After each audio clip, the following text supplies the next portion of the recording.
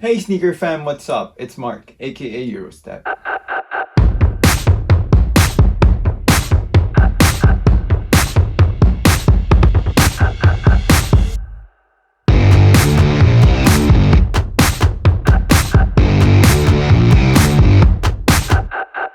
Thank you so much for clicking on this video. I do hope you're having a great day. And if you happen to be new here, please make sure to click that subscribe button down below. Today, we're gonna unbox a sneaker that I purchased around 3 weeks ago. This released around November 6 for 165 pounds or roughly around 190 to 200 US dollars. This sneaker is quite famous ever since it graced the stage of the Paris Fashion Week. This is a collaboration between Nike and Sacai. Sacai is a high-end luxury brand founded by Chitose Abe, which is quite famous in Japan. So, let's go ahead and check this out. It is a different kind of orange box, not your typical Nike box, that is. Orange all over, Nike branding on top, which is subtle and a bit shiny, and then some sort of broken Nike branding over at this part of the box. Let's open it up. This is the Nike/Sacai VaporWaffle.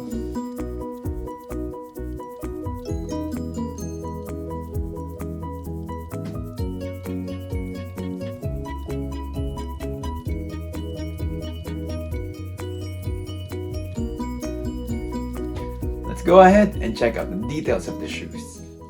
Right from the get-go, you can definitely tell that this is a Sacai collab.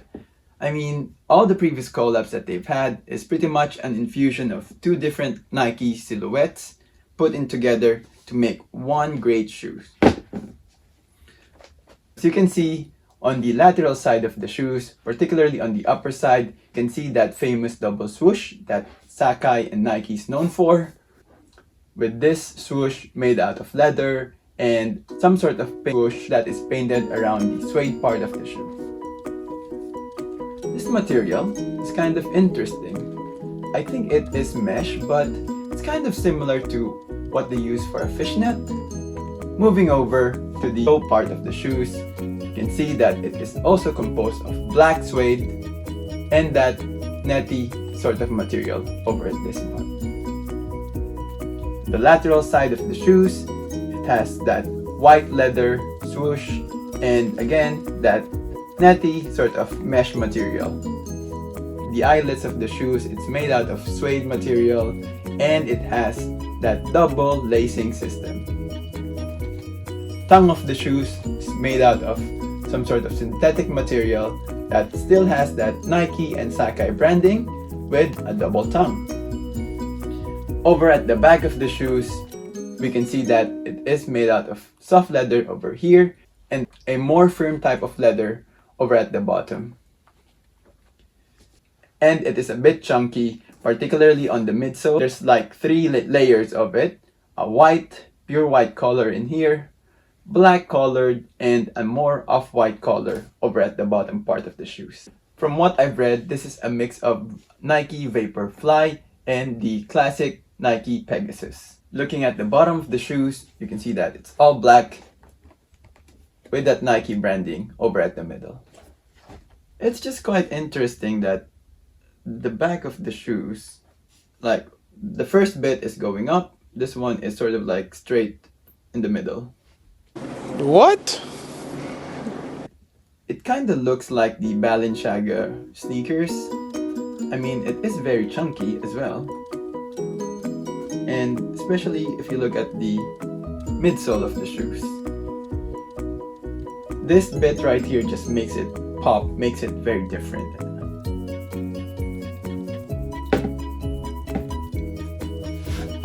I actually have my Waffle LD over here, and I'm just gonna use this to compare the shoes.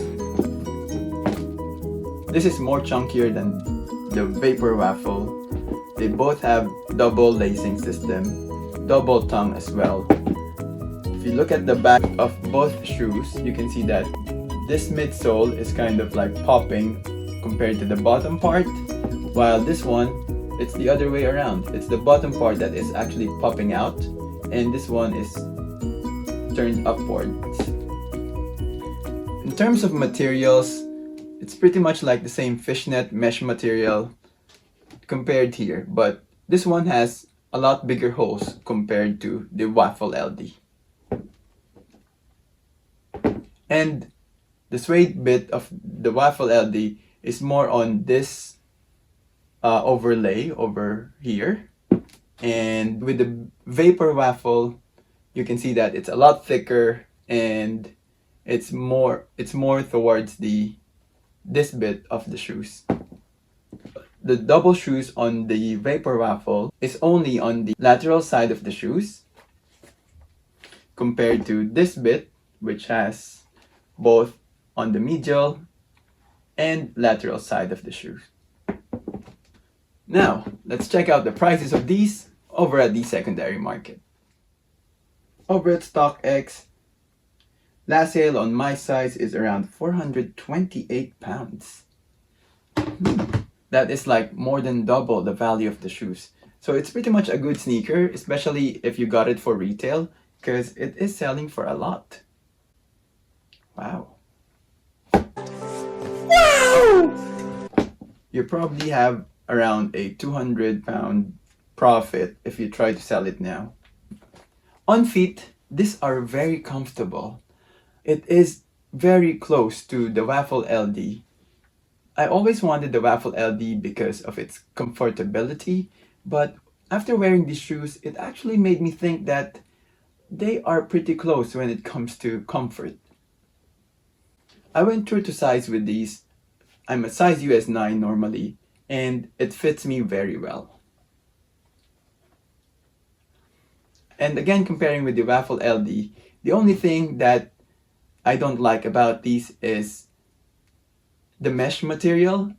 I like it for breathability, but I'm just not sure if it's that durable.